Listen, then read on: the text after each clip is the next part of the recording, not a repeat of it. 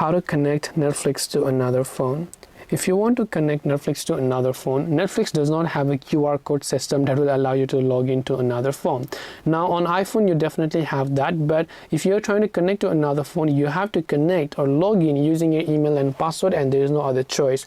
Now you can definitely link, if you're using on TV, you can link it with a QR code or something like that, but if you're trying to log into another phone, you need the email and password, and depending upon which profile you want trying to share to that new phone, then you can simply try to use that particular phone. But linking like just the QR code option is not there, but what you can obviously do is you can go ahead and then log in using any of these. So I hope that this video helped you as to how you can connect Netflix to another phone. If you have got any questions, queries or doubts, feel free to also leave them down below.